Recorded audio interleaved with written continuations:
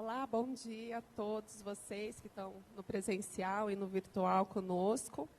Então, vamos dar início ao painel número 1 do Congresso Internacional de Propriedade Intelectual. E o nosso painel é o que leva o nome do evento, que é Inovação e Sociedade 5.0. Então, a gente tem uma responsabilidade muito grande aqui de poder trazer, né, a essência dessa temática para o Congresso. Então, primeiramente, eu gostaria só de fazer uma breve introdução questionando vocês. Será que vocês sabem o que é Sociedade 5.0? Né? Um conceito que promete reposicionar as tecnologias em benefício do homem. Isso significa que, enquanto a indústria 4.0 ainda estava centrada nas fábricas, nos hospitais e nos shopping centers, a Sociedade 5.0 coloca o ser humano no centro da inovação e da transformação tecnológica. Meu nome é Patrícia Leal Gestic, eu sou coordenadora do Comitê Empresarial da BPI e diretora executiva da Intelligence for Innovation Consulting. E eu estou aqui com dois convidados especiais para abordar a temática. O professor Dr. Álvaro Machado Dias, neurocientista, e depois eu apresento o currículo dele, e o Dr. Ícaro Leonardo da Silva, diretor global de patentes e licenciamento da Ericsson. Então, iremos iniciar o nosso painel com o Dr. Álvaro, e ele mesmo irá se apresentar melhor, mas o professor, ele é professor da Unifesp, especializado em temáticas de neurociência, e ele vai poder, então, contar um pouquinho da experiência dele com relação a esse tema e a toda a expertise que ele tem com relação, inclusive, à inteligência artificial e a aplicação. Muito obrigada. Pode ficar à vontade.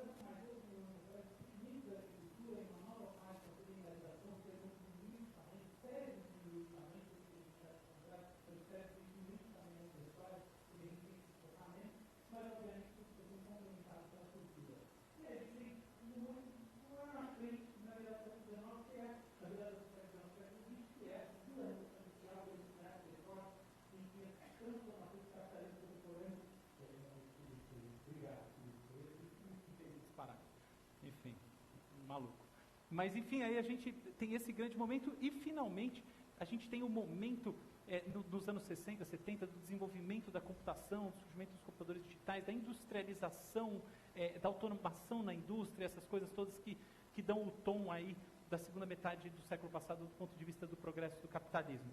Aí agora a gente estaria entrando, ou está entrando efetivamente, numa fase de digitalização.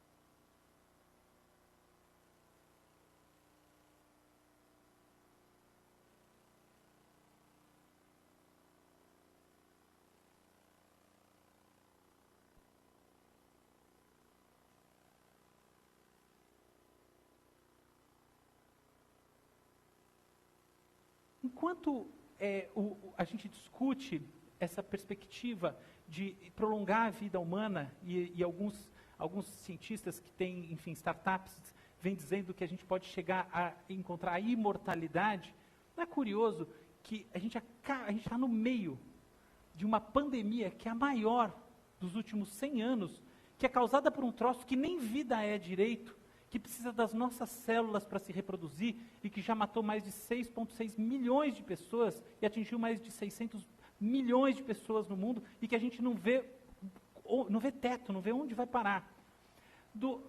Ao mesmo tempo que a gente está pensando nesse processo de globalização tecnológica, o que a gente está vivendo na prática é uma situação de remodelagem geopolítica, que pega aquela tese do Francis Fukuyama do fim da história e põe ela no fim da história, que tem, entre outros panos de fundo, a ameaça nuclear.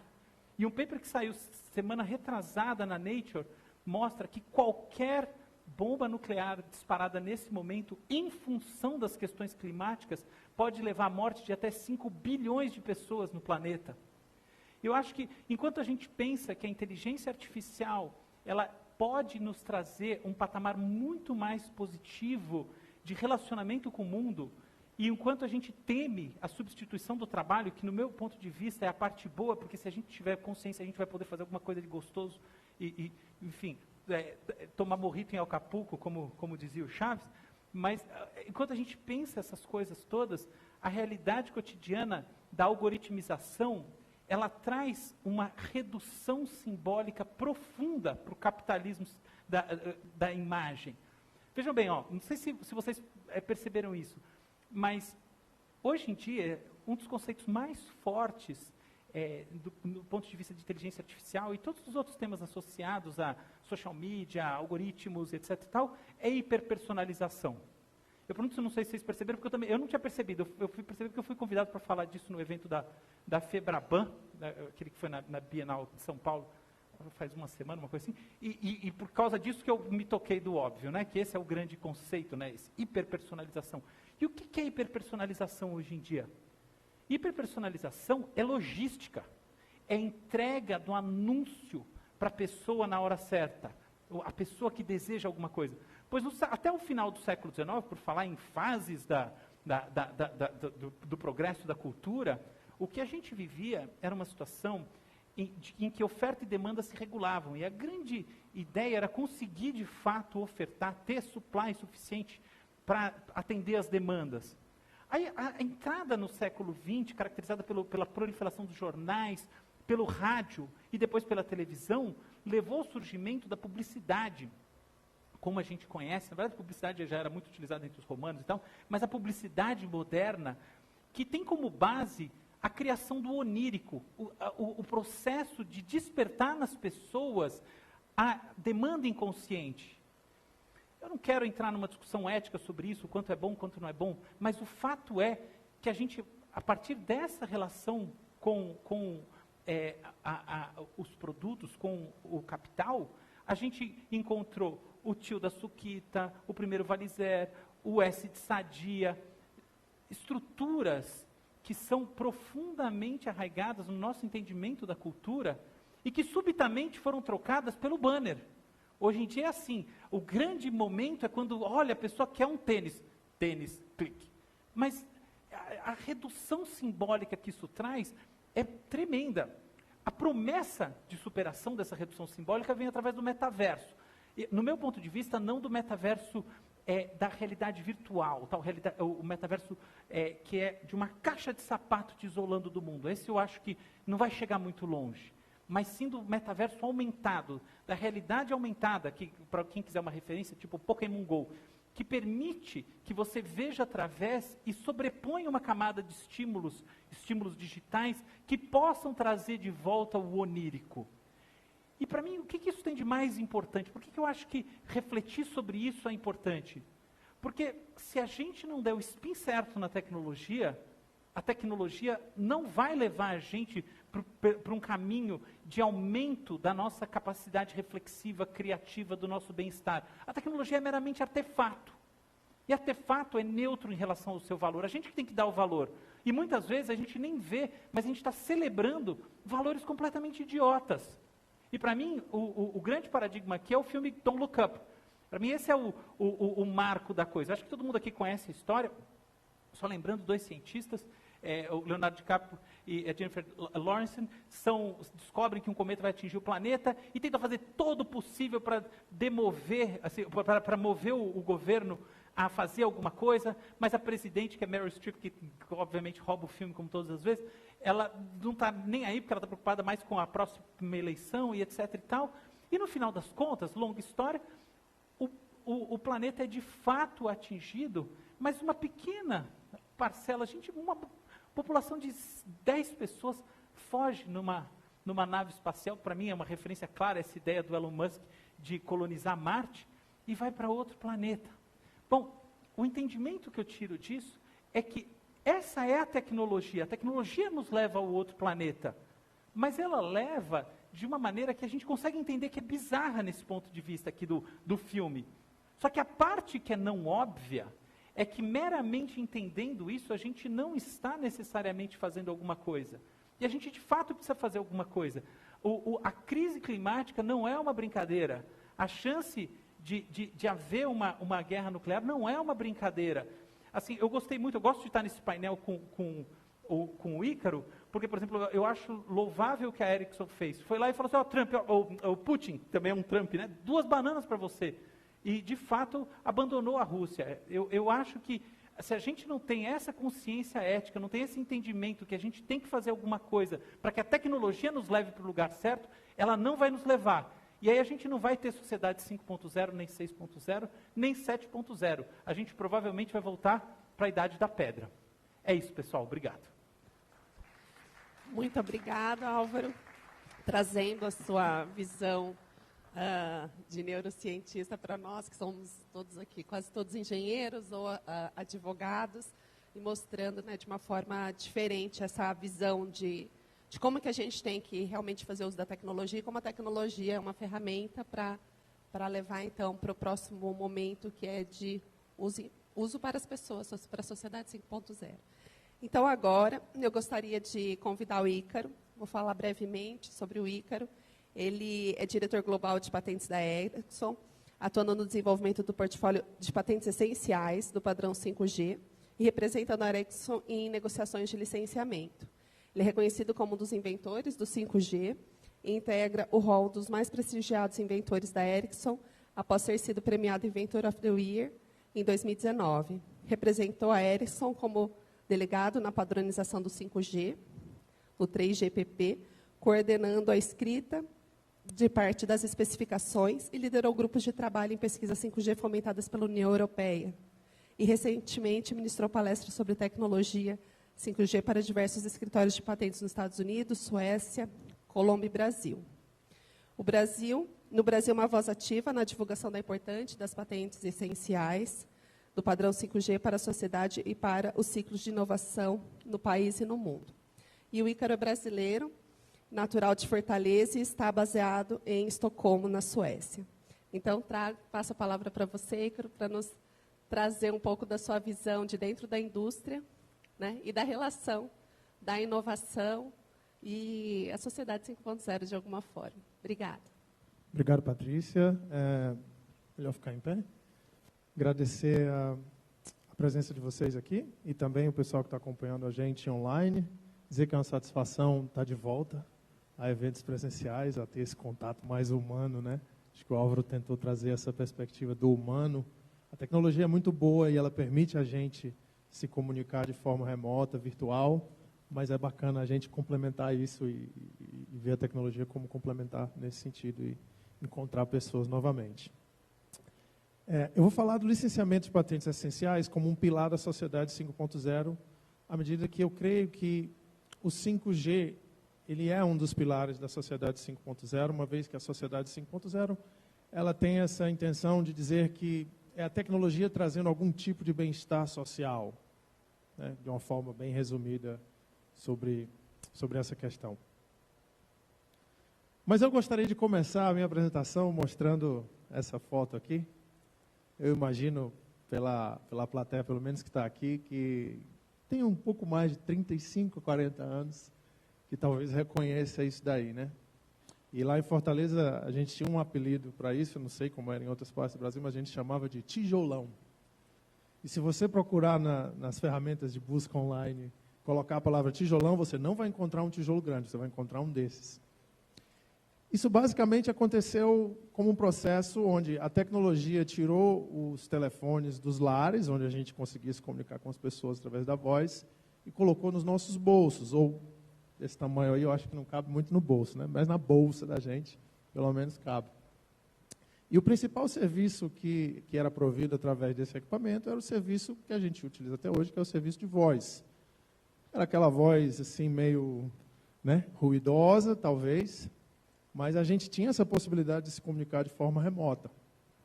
Como vocês podem perceber, a bateria era grande, né? Ele era pesada, né? E a bateria durava pouco tempo também.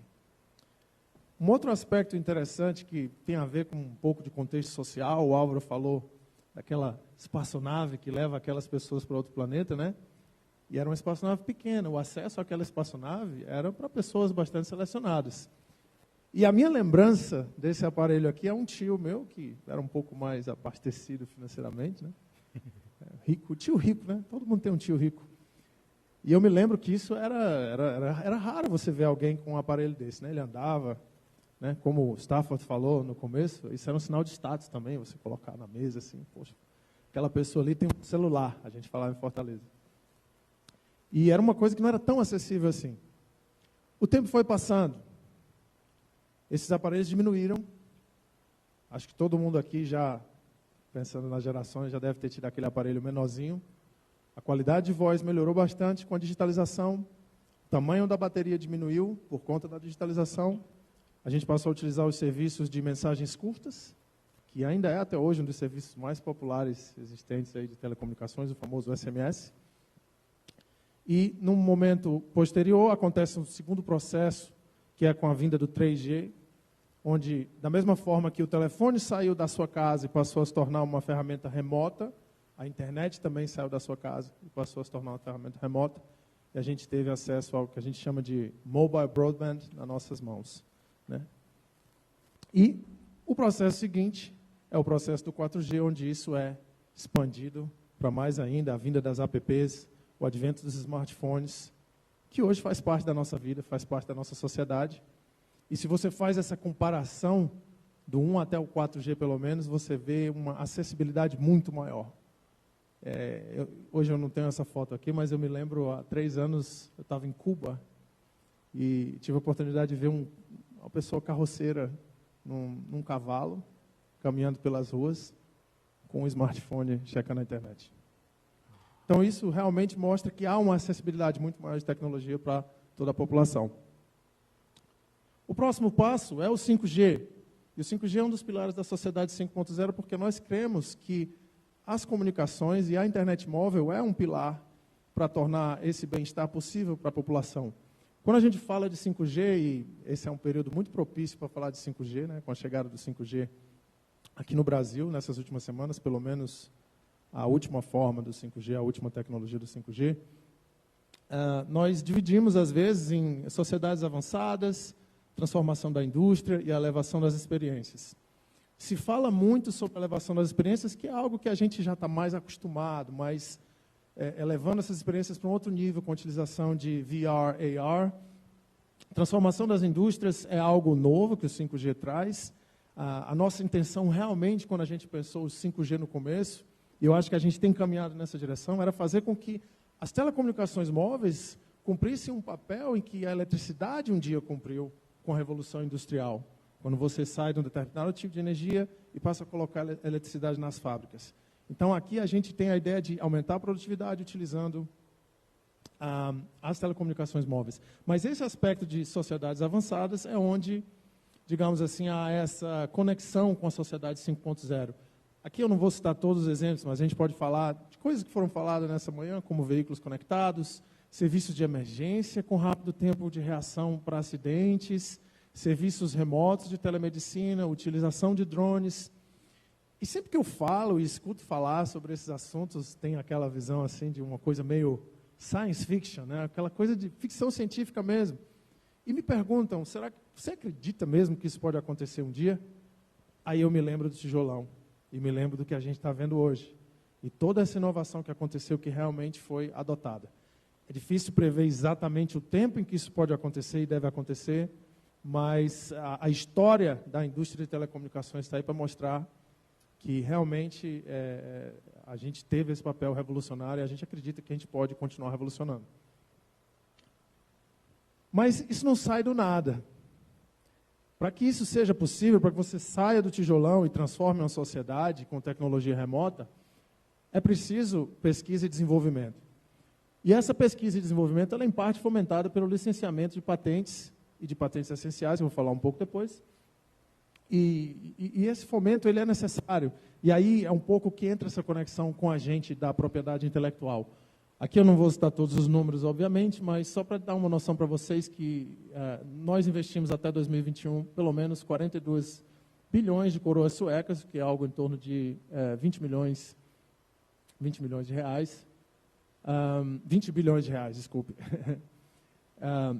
Investimentos em pesquisa e desenvolvimento. Então, são mais ou menos aí 30 anos até a gente chegar nesse resultado que a gente tem. Então, a primeira mensagem que eu tenho hoje é que o P&D, em parte, fomentado pelo licenciamento de patentes essenciais, viabilizaram o 5G, que é um dos pilares para a sociedade 5.0. A segunda coisa que eu gostaria de falar para vocês é a interoperabilidade. E eu vou ilustrar isso aqui com uma historinha simples, que eu, quando cheguei em São Paulo, eu estava fazendo parte dessa apresentação e pensei, eu comprei um smartphone na Califórnia, eu utilizo esse smartphone a maior parte do tempo na Suécia, em Estocolmo, que é onde eu moro, e eu chego no Brasil, eu ligo o smartphone e ele funciona. É quase como mágico. O Stafford, que foi o palestrante da primeira plenária, estava falando que a tecnologia ela atinge o seu objetivo quando ela desaparece. Eu prefiro utilizar quando você deixa de perceber que ela está ali. Você take for granted, né? Eu liguei o telefone e ele funcionou. E aí, quando eu estava fazendo essa apresentação, eu refleti sobre essa questão da interoperabilidade. E o que é isso? Esse é um princípio que a gente tem nos sistemas padronizados pelo 3GPP, que é o quê? Um smartphone de um fabricante A precisa se comunicar com o equipamento de rede de fabricante B. Então, provavelmente, esse smartphone em que eu estava utilizando, ele deve ter se comunicado com redes de vários fabricantes. Mas, para que isso seja possível, é preciso que haja uma linguagem comum entre essas duas entidades, que basicamente é o que os sistemas de comunicações fazem, que é o 5G. Existe uma particularidade muito interessante na indústria de telecomunicações, que é o quê? Nós que somos, de certa forma, competidores de algumas dessas empresas, nós somos a Ericsson, fabricante de redes, e nós competimos com alguns fabricantes de rede também, mas juntamente com eles e com outros fabricantes de smartphone, nós nos sentamos numa mesa de negociações, que é esse fórum, que é o 3GPP, e nós precisamos concordar com essa tecnologia. Nós precisamos concordar com cada mensagem que é enviada de um lado para o outro, cada tipo de comportamento, para que haja um comportamento previsível. E é isso que torna possível eu ligar o meu telefone comprado na Califórnia, utilizado na Suécia, e ligar aqui no Brasil e funcionar muito bem. Esse acordo, esse conjunto de especificações e aí eu posso falar um pouco do ponto de vista pessoal. Eu tive o privilégio, eu acho um privilégio, de ter participado um pouco dessa história, ter contribuído com isso. E a relação com a propriedade intelectual é muito especial em telecomunicações exatamente por isso, porque se eu tenho que me sentar numa mesa de negociações e expor a minha tecnologia para um competidor, eu preciso estar protegido de alguma forma, certo? E a forma que eu me protejo é através da propriedade intelectual. Porque essa nova tecnologia que eu estou desenvolvendo, ou os meus conceitos, é fruto de resultados dos meus centros de pesquisa, que têm investimentos meus, da minha indústria, certo? Então, eu preciso me proteger na hora de expor isso de forma transparente. E você precisa expor de forma transparente. Porque aqui você está concordando com detalhes realmente do sistema. São partes profundas e detalhes do sistema de comunicação. Então, você precisa dar aos seus delegados, e eu fui um delegado do 3GPP, essa liberdade para que eles possam realmente expor. Olha, a ideia que a gente tem é essa, funciona assim, qual é a de vocês? A gente escuta e aí a gente tenta encontrar, baseado em méritos técnicos, qual a melhor solução para os diferentes problemas complexos que existem no sistema de comunicação. É aí que entra a propriedade intelectual, nesse conceito de interoperabilidade. Eu desconheço outra indústria onde haja, talvez, tanta necessidade de interoperabilidade e onde competidores realmente sentam-se juntos para discutir como um sistema complexo venha a funcionar. E eu posso falar para vocês que esse é o ambiente do 3GPP, é um ambiente colaborativo, onde eu tenho vários colegas de outras empresas, onde a gente pode dizer que juntos a gente construiu um sistema. Isso é muito gratificante. Então, essa é a segunda mensagem, que PI é fundamental para o 5G, por conta da necessidade da interoperabilidade entre dispositivos 5G de diferentes fabricantes. Agora, entrando um pouco mais numa ligação entre esses dois aspectos, eu queria falar de uma coisa que chama FRAND, um princípio que, do inglês, quer dizer Fair, Reasonable and Non-Discriminatory. E a ideia do FRAND é simples. Você faz um investimento inicial em pesquisa e desenvolvimento, você escreve contribuições técnicas, e essas contribuições técnicas são colocadas junto ao 3GPP para serem discutidas. Parte da sua tecnologia é adotada, numa espécie de consensus no padrão. É, de certa forma, democrático, porque todos podem propor essas ideias, e essas ideias são discutidas pelos engenheiros, pelos delegados das diferentes empresas. Essas tecnologias são patenteadas, como a gente conversou, é preciso proteger os seus investimentos. E se torna o que a gente chama de patente essencial. E há, dentro da indústria, o que a gente chama de FRAND Commitment, que é o quê? É um compromisso que eu assino, enquanto indústria, de que as minhas patentes que fazem parte do sistema, que são essenciais ao sistema, elas precisam ser, de certa forma, acessíveis ou disponibilizadas para algum fabricante ou algum implementador que deseje construir o sistema. Eu chamo isso de democrático porque você basicamente permite que uma nova empresa que deseja entrar no ecossistema e fabricar equipamentos, elas podem fazer o download das especificações. Existem outros trabalhos, claro, que elas precisam fazer, mas a parte de comunicação, ela está disponível. E se eu tenho acesso a uma tecnologia de alta qualidade, de alta performance, é preciso que haja uma contrapartida. E essa contrapartida é o que o FRAND diz, que diz basicamente que você precisa compensar aqueles desenvolvedores dessa tecnologia. E esse é um ciclo. Lembra que eu falei dos sistemas de licenciamento? São os licenciamentos do 3G e do 4G que financiaram as pesquisas do 5G e tornaram o 5G possível. E assim a roda continua. Então, o FRAND é meio que um sistema que, comprovadamente, é um sistema de sucesso que deve ser testado e poderia ser testado em outros, digamos assim, ecossistemas e contextos tecnológicos onde haja, principalmente, essa necessidade da interoperabilidade. Agora, claro, somos várias empresas. O que a gente pode dizer é que é democrático do ponto de vista de submissão, mas há também uma, talvez, diferença entre as empresas que contribuem mais ou menos. A gente tem contribuído bastante desde 1999 no 3GPP, com mais de 60 mil contribuições, desenvolvemos todos esses sistemas. Eu também tive o privilégio de escrever algumas dessas, ou contribuir com colegas, ou apresentar algumas dessas. E aqui eu termino falando ao meu terceiro ponto, que a compensação adequada aos detentores de tecnologia e o acesso à tecnologia por parte dos implementadores, criando um ecossistema equilibrado, é importante, é necessário, é parte do sucesso do Front. Eu vou encerrar só colocando um exemplo aqui, pegando um gancho. Vocês estavam aqui ou acompanharam online a primeira palestra do Stafford, e ele colocou 2 fotos de um evento que aconteceu em 2007, né? Que foi o advento do smartphone. E ele colocou antes daquilo uma foto de um telefone de uma empresa tradicional, que não era um smartphone ainda, mas era um fone já com tecnologia 3G. Em contraste, colocou a revolução que foi a chegada dos primeiros smartphones. E eu queria só dar um adendo com relação àquela sequência de ilustrações, né? Aquele contraste de ilustrações, que é o quê? Apesar da inovação que realmente aconteceu na integração de sistemas e acessibilidade com a vinda dos smartphones, a tecnologia dentro daquele quadradinho ali de comunicação vem daquele pessoal lá que ele mostrou na primeira foto.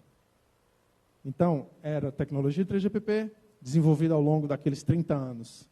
Então, não foi algo que surgiu do nada, completamente disruptivo, pelo menos do ponto de vista de telecomunicações. E é graças à contribuição de vocês e da gente que trabalha com PI, que as empresas que desenvolveram tecnologia até aquele momento puderam, de certa forma, ser compensadas ou se beneficiar de alguma forma com o sucesso daquele novo terminal, que é o smartphone. Né? Fazendo uma analogia bem bobinha aqui, né? Se você está fazendo um bolo, certo? Você está contribuindo com o fermento para aquele bolo. E aquele bolo cresce, nada mais justo que você queira parte do bolo. E, por último, o que isso tem a ver com o Brasil? Eu sou brasileiro, como foi apresentado pela Patrícia, mas venho de um contexto trabalhando na Suécia.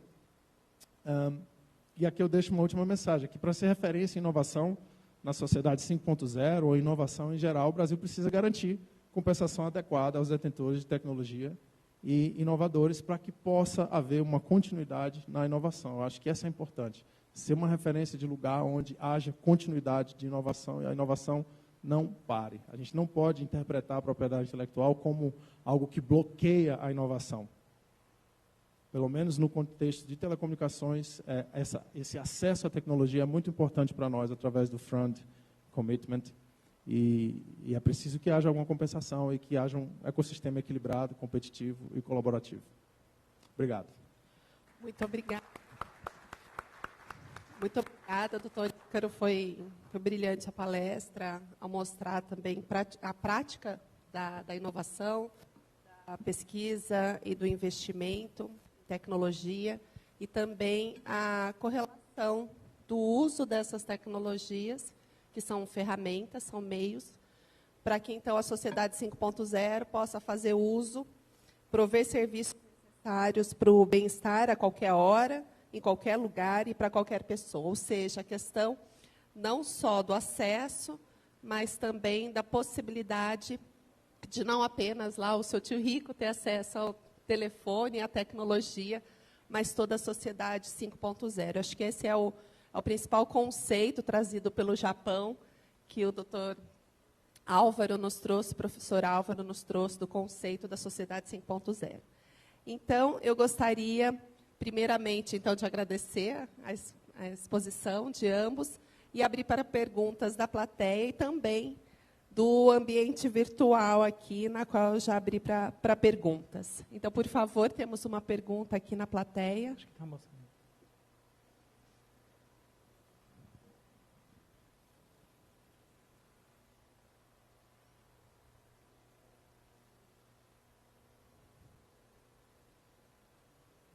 Por favor, diga seu nome, de onde você é.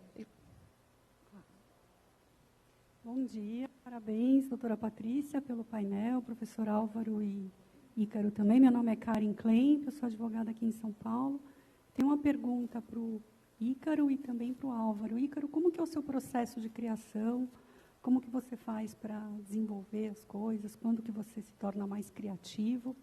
E o professor Álvaro também, se tem algum indício da né, enfim, dentro da sua especialidade, como que a gente consegue fomentar essa inovação, a criação. Muito obrigada. Obrigada. Pode ser. Deixa eu ver se eu entendi bem. Como fomentar a criação tecnológica? Seria isso? O processo criativo. O processo criativo, não necessariamente tecnológico. O processo criativo? Dentro do cérebro humano, enfim, dentro da sua área de especialidade. Tá ótimo. Obrigada. Então, legal. Eu perguntei isso porque existe uma diferença muito grande entre fomentar o desenvolvimento da tecnologia e fomentar a criatividade. Tá? Para começar, o desenvolvimento da tecnologia hoje em dia está centrado em alguns poucos laboratórios acadêmicos e muitas empresas. Muitas não, poucas empresas que fazem muito. Então, ali a principal maneira de P&D funcionar é com capital e as melhores mentes, né? Se a gente for ver, por exemplo, a Turing, ela faz muito tempo que a medalha Turing é ganhada por profissionais que estão no conselho do Google, da Meta e assim por diante, como Ian LeCun e outros mais, o Jeffrey Hinton, enfim, todos esses caras que trabalharam no desenvolvimento de Deep Learning e outras coisas mais. Agora, a criatividade é outra história, tá? Se a gente olhar bem para o aspecto cerebral, o processo criativo, ele usa as mesmas áreas do cérebro do resgate das memórias autobiográficas. Então, do que é feita a criatividade? Ela é feita da transformação de pequenos fragmentos de memória e reestruturação deles em ordenações narrativas. Esses processos de ordenação da criatividade, eles também seguem a lógica que a gente usa para fazer o resgate das memórias episódicas, que primeiro a gente contextualiza de maneira mais ampla, depois a gente traz o subcontexto e finalmente a gente consegue lembrar as coisas mais específicas. É muito difícil ir narrar, tirar lá do fundo uma coisa muito específica, elas são geralmente encontradas de soslaio. E esse processo de converter a dinâmica cognitiva da memória de episódica de longo prazo em processos novos, em criatividade, é chamado mental time travel, ou viagem mental através do tempo. E assim, até uma curiosidade, eu tenho vários papers sobre esse assunto também. Vai ficando velho sem papers sobre qualquer coisa, né? E uma das premissas da viagem mental através do tempo, no meu ponto de vista, é que o influxo fenomenal. Acho que o som.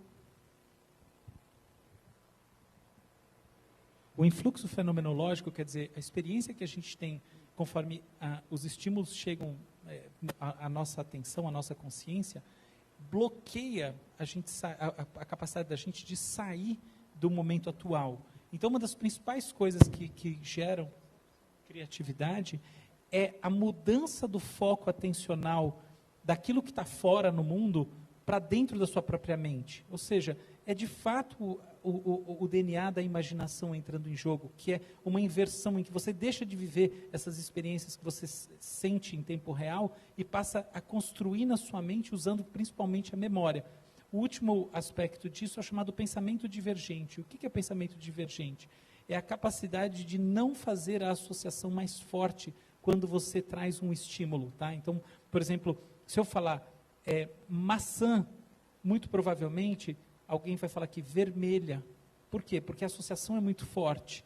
Pois a base do pensamento criativo, além desse aspecto mais narrativo de transformação que eu falei, é também a mudança nessas cadeias em que você inibe os processos mais óbvios. Ou seja, curiosamente, a criatividade tem tudo a ver com inibição, tanto do ponto de vista fenomenológico, quanto do ponto de vista das associações mais fáceis que vêm à mente.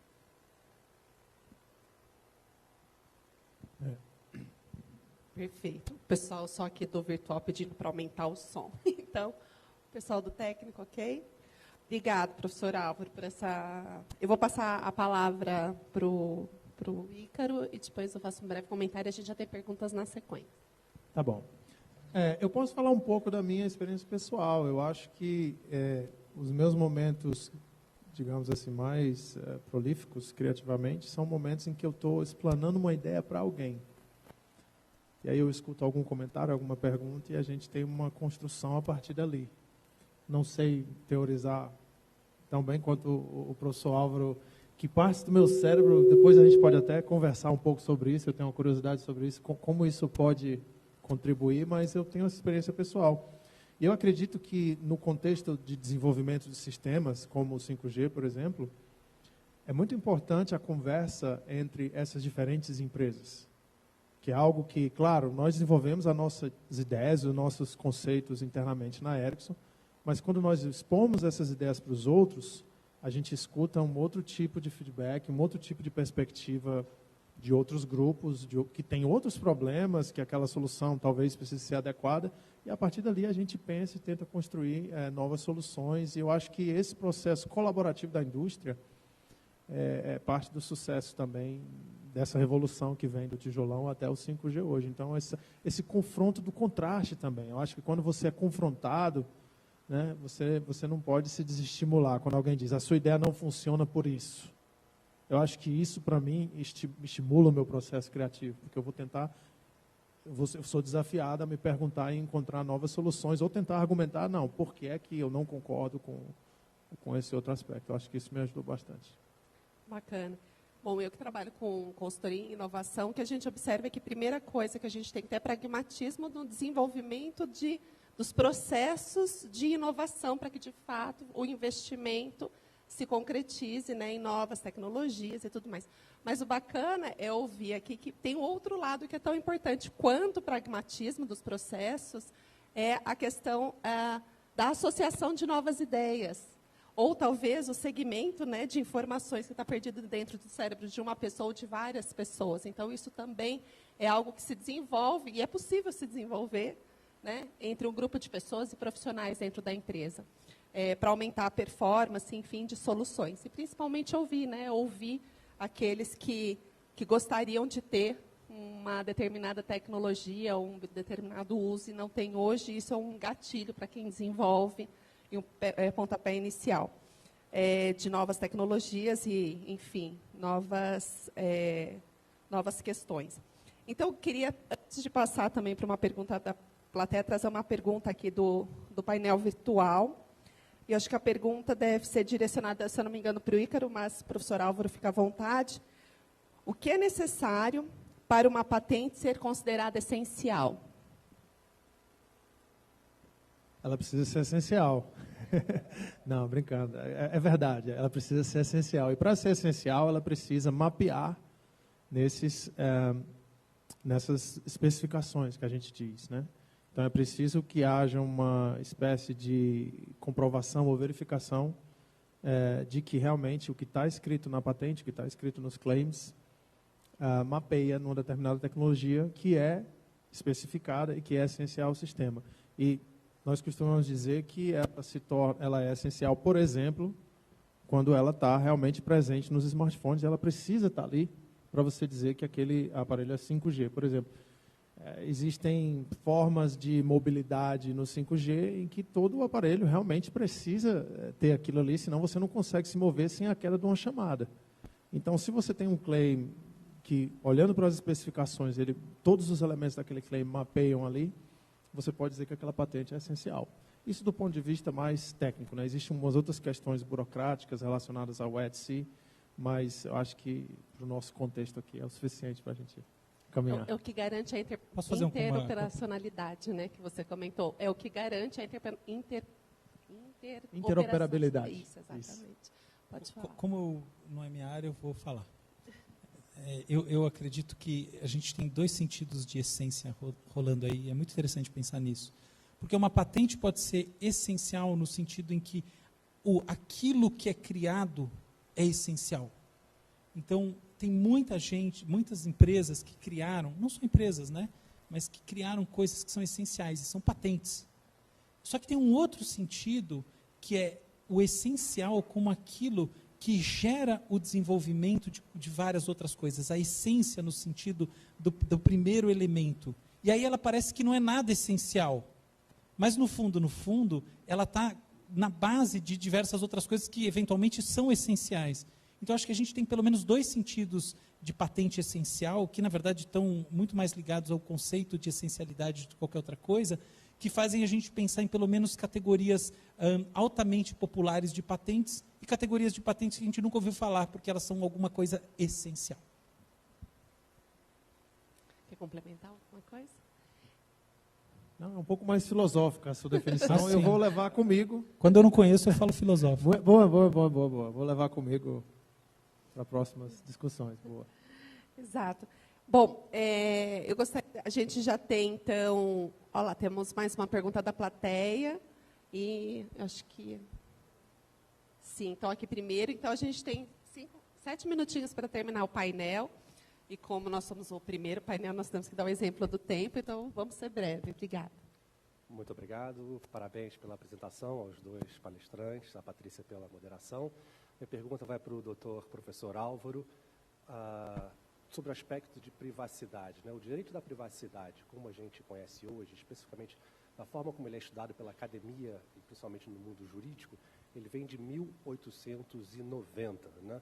Quando, por um advento tecnológico da fotografia instantânea, começou-se a fotografar pessoas em locais públicos e a divulgar essas imagens em tabloides, em jornais, e essas pessoas públicas ficaram muito incomodadas, né?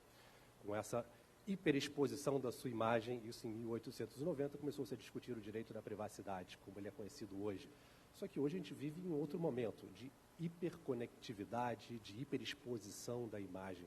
E a minha pergunta, especificamente na sua área de neurociência, é: a neurociência já detectou alguma mudança na expectativa de privacidade do ser humano? Eu imagino que a expectativa seja diferente, já que nós que provocamos essa nossa hiperexposição. Essa pergunta é simplesmente genial. A verdade é que sim e não ao mesmo tempo.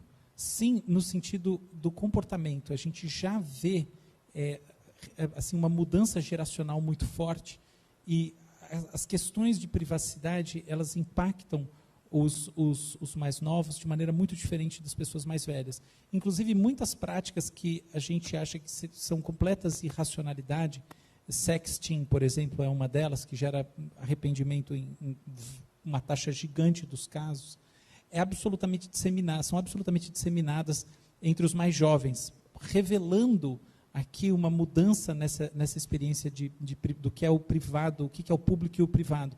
É muito mais, vamos dizer assim, a transgressão é muito mais, que incomoda, é muito mais a do uso malicioso do que propriamente da exposição.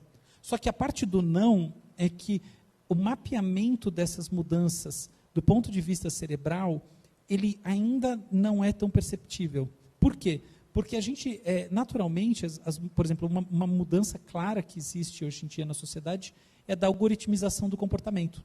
Então, a gente vê que existe uma maneira de lidar com as coisas que é diferente. A gente vê já mudanças no cérebro de crianças, sobretudo na primeira infância, 3, 4 anos, que vivem em contato com a tecnologia. Um lado bom, um lado ruim dessas mudanças. Mas essas outras, que são mais ligadas à cognição social, neurônios de espelhos e projeções da subjetividade, ainda não estão plenamente mapeadas. Eu acho que é o grande... Por que eu achei genial? Porque eu acho que é o grande tema das neurociências na interface com o direito das próximas décadas. Obrigada. Vamos fazer uma pergunta aqui da plateia, que estava na fila, e depois o virtual, vamos ver se a gente consegue, então, atender o tema.